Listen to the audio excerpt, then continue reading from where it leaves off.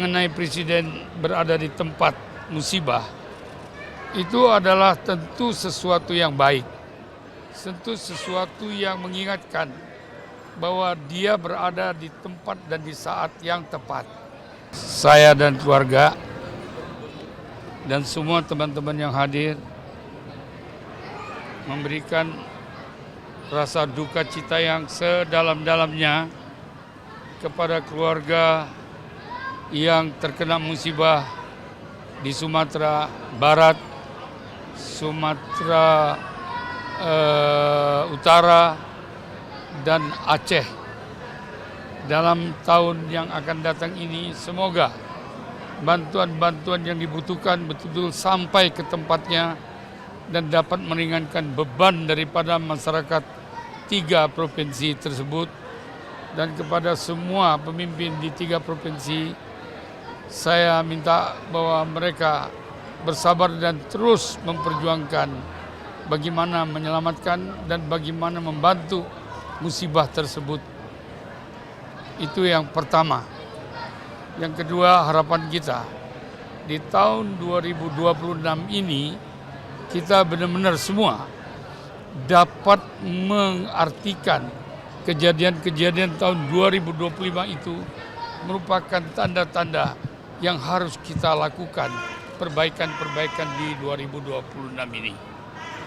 Itu sebabnya saya mengucapkan selamat tahun baru 2026 kepada semua bangsa Indonesia yang berada dimanapun. Adalah satu kebijaksanaan mengenai presiden berada di tempat musibah.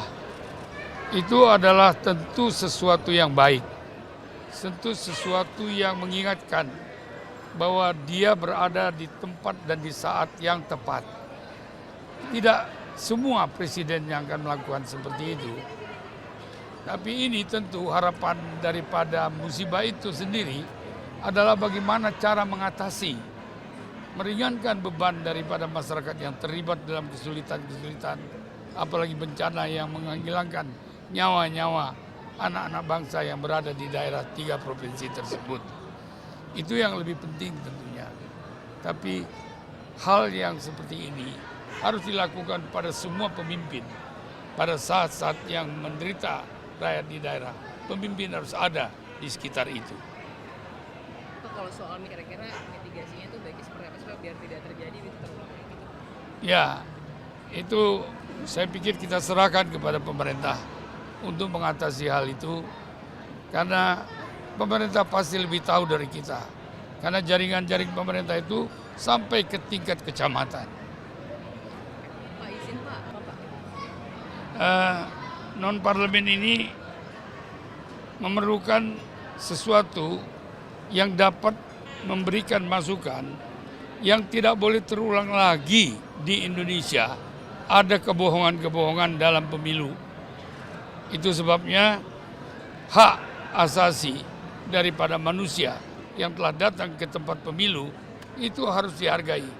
Apalagi kalau suaranya hilang. Kalau hilang 10-200 orang mungkin. Tapi kalau sudah 17 juta orang hilang suara, aduh, saya nggak mengerti apa arti pemilu itu sendiri. Tapi saya yakin di 2029 yang akan datang, ini dengan kepemimpinan yang sekarang pasti akan merubah itu menjadi baik dan benar. Sehingga kemenangan itu mutlak akan diakui oleh rakyat secara seutuhnya. Saudara-saudaraku yang hadir pada malam hari ini, saudara adalah sahabat-sahabat saya terdekat. Kalau tidak mungkin Anda berada malam ini bersama kita. Kedua, saudara-saudara saya, baik dari sebelah saya maupun dari sebelah istri saya, dan para hadirin yang hadir pada malam hari ini, saya melihat mukanya semuanya cerah-cerah, mukanya semua bergembira. Cuman ada satu yang mukanya cemberut. Boleh saya kasih terus terang, saya juga kecewa sekali. Orangnya nggak ada di sini di depan. Maka 1000% malam ini adalah malam kebahagiaan kita dalam meninggalkan tahun 2025 yang banyak sekali membawa masalah dan kebahagiaan kita bersama. Bapak Ibu, saudara-saudaraku sekalian yang tercinta, saya di sini punya saudara-saudara, baik saudara kandung, saudara angkat, saudara sepupu, saudara-saudaranya. Saya beda dengan Cak Lontong. Kalau Cak Lontong selalu bicarakan soal angka, saya bicara bagaimana cara mengurangi angka. Tapi Cak Lontong itu adalah seorang yang sangat luar biasa. Dia mempunyai kriteria dalam melawak, tapi mempunyai arti yang tinggi nilainya. Beda dengan pelawak-pelawak yang hanya ketawa.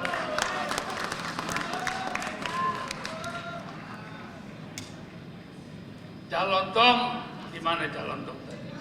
Masih ada ya? Saya tahu apa sebab dia masih ada. Dia nunggu mobil.